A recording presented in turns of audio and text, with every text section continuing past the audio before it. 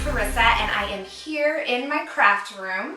I wanted to take some time and make a video on my craft room. If you follow my blog, you know that at the beginning of the summer I did a little craft room redo, and I have had a couple of viewers request that I do a video showing my craft room and maybe some of the ways that I organize things.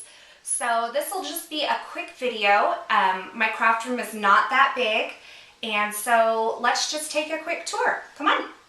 Okay, so as you walk in the door of my craft room, this is actually the view that you will see.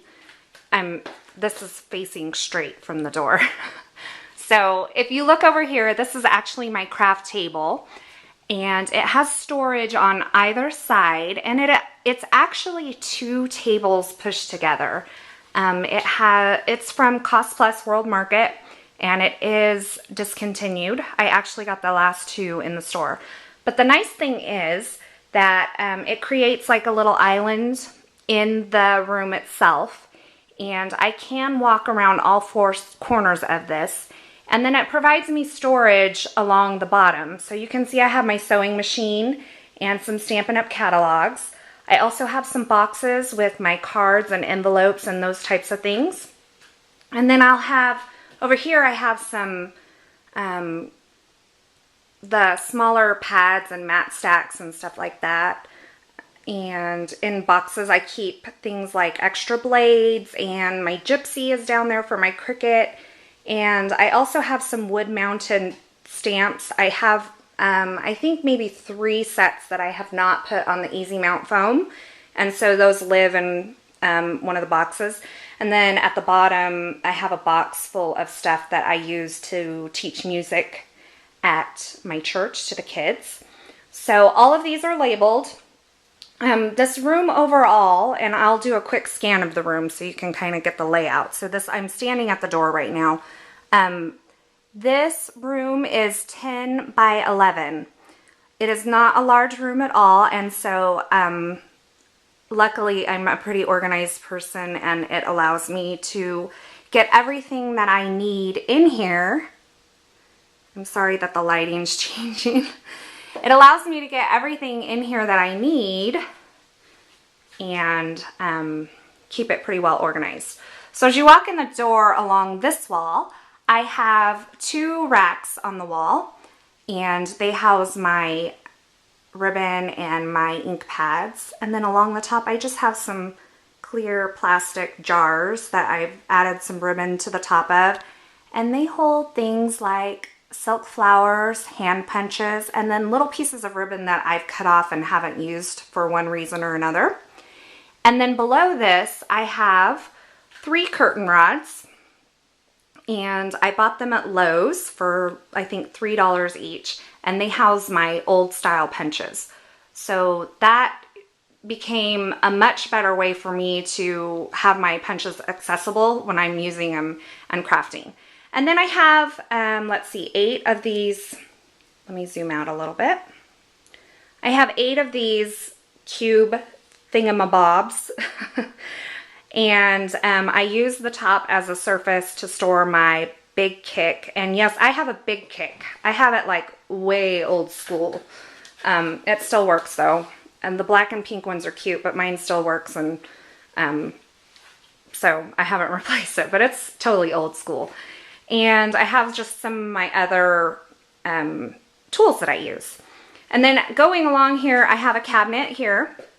And this houses some boxes that I keep stuff that needs to be scrapbooked for my kids. And then some of the things that I use less often. I can open this up and show you. This has scrapbook albums, and then there's a little, my larger Sizzix, my Biggs XL dies are in here, and then this has like treat bags and stuff like that, some boxes of stuff that I need to scrapbook, extra baby wipes, and just some extra stuff that I don't use all the time, but that I still need. And this is just a way to keep it easily at hand, but tucked away and still organized looking. On top of this shelf, I actually have this wooden vase, and those flowers I use and I put on the top of gifts, or I make headbands out of them, or whatever moves me I use them for. So I just kind of keep an assortment of flowers in my craft room. I know it's kind of random, but they make a nice decoration when they're put out like that. This is my window, and I made this vinyl art. It has rhinestones on it, you can see. Using my Wall Decor and More cartridge for my Cricut. And let me zoom back out here, because over here I have some racks that house some different things. And if I move down too much, the table's gonna obstruct your view. But over there I have one of those is all Cricut cartridges, and it goes to the floor. And the other one is all my Stampin' Up! Stamp sets, and that, you know, those go to the floor as well. Let me see if I can go over here and show you. So that rack goes all the way to the floor. This rack houses jars and some wooden stamps that I have. The jars have brads, buttons, things like that, and they are all labeled so that I know where they came from, that sort of thing. And moving down, I have some glitters. Some of my Stampin' Up! Embossing folders I keep at hand. I have more embossing folders in this, but these I like to keep at hand for my videos, because when I do my videos, I'm actually sitting in the chair that's directly behind me. And then the newer style pinches are over here as well, and some of my Stampin' Up! Sizzlets and just little random things that I like to keep close at hand. Moving around, let's see. This is my inspiration wall, that's what I call it. These are 3 bulletin boards, and they've been covered in fabric to just kind of dress them up and make them flow with the room a little more. All of the vinyl decor that you see was also used. I also used my Cricut Wall Decor and More cartridge, and I added some rhinestones to that as well. I just used glue dots, so it wasn't anything like, it wasn't a big deal at all. And then, so if you're standing where I was standing earlier to do the video and you're looking, the table is right in front of you, and you see my Cricut and 2 lights and that wall here. So I have 2 chairs, and if you follow my blog, you probably know that I've been waiting forever for these chairs. My table is actually a counter height table, so I needed some special chairs to accommodate the height. And the reason I decided to do a counter height table is because I wanted the option of being able to sit or stand when I craft, because a regular table height table will not allow you to stand without breaking your back. I'm gonna move over here, and this is the other side of the table. It allows 2 people to be in here and work, which is really nice. When my friend comes over and crafts with me, or my little girl comes in here and crafts with me sometimes too. So it's just really nice to have a place for 2 people to sit in here and not be crowded, have plenty of room. Now over there is my closet, and I have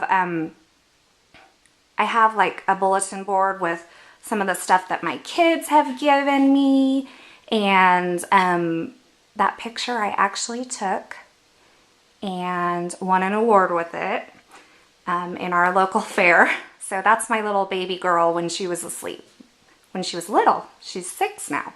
And then I have some more of these cubes over here that house all my 12 by 12 paper of random companies. My Stampin' Up! Paper I keep in a different area. So let me go ahead and show you my paper storage. This is actually my side of the desk, and I've used Command adhesive. I have my chair pulled out right here. So this is where my chair slides in, right in front of me. But I've used some Command adhesive hooks to put some of the stuff that I use really often I want to have at hand. So I have my trimmer on one side with Command adhesive hooks and scissors on the other. But under here is where I keep my paper. So let me pull that out and show it to you. So this little cart rolls under my table when I'm not using it, and then I can roll it out here when I am using it. And this houses all of my 8.5 by 11 Stampin' Up! Paper. So I actually bought these labels pre-done. I did not do them myself. I bought them on eBay. Somebody sells them, and they're already printed with the color and all that, and the color family. So it was just easier for me. It was like $5 to get them. So I have a 2-sided thing here, and Half of them are on this side, half of them are on that side. And then what I do with my scraps is I use these sheet protectors, and I have one for every color, and I put my scraps in there and store it in with the full sheets. And that just, when I'm working with a particular color group, I'll pull out, you know, I'll pull out this one, and if I'm using turquoise with it, I'll pull them out and I'll set them on my desk, and that way I tend to use my scraps a little more than if they were all thrown in a box, because they're color coded and I know which ones I'm using. Now, this is actually the back side of my table, the other side of the storage. And I just keep the stuff that I use a lot on this side, but that I want to tuck away and not see when I walk in the room. To me, an uncluttered room is really inspiring. And so I just keep some of my stuff over there, some catalogs and that sort of thing. And of course, the evil of cords. There was no better way to hide these, but I do have to have a cord going for my lamps and my Cricut and that sort of stuff, so it does have to run along this wall. But this is wide enough, this pathway, where I can walk behind here if I so choose. But as I'm sitting in my chair, which is right here, I can actually easily reach around and grab any of my tools. And when I'm working with them, generally I'll take out this bucket here, and then like these bins here with blocks and stuff in them and use them. And then I keep my glitters and glues and stuff like that down here as well. So over here, I just wanted to show you real quick. The closet houses my printers and all my home office stuff. That is, there's nothing crafty in there. You don't want to see it. It's kind of a mess, not too much of a mess, but it's nothing you want to see. But right here, this is my daughter's cart, and my friend Brienne thought that she should have her own little cart in here, and I almost sold this cart, but instead I converted it into her little craft area. And so that houses everything that she is able to use without permission. And that makes it nice for me because she's not in my stuff. But it doesn't make it nice for me because I don't like messes, and she tends to leave a mess. So it's kind of a catch-22. But there is my room. I'll do one last quick scan again. I hope you enjoyed seeing it, and I hope you got some inspiration for your own room. This color on the wall, just as a last closing note, this color on the wall is, if you take a piece of Pear Pizzazz paper, that's actually the color of the wall. So I know it's kind of hard to pick up on the video, but Pear Pizzazz paper, that is the color of my walls. So I hope you enjoyed this tour, and I hope you have a wonderful day. Thanks for watching. So one last thing that I did want to note, because I know some of you are going to ask this. I know you're going to ask, does your craft room always look like this?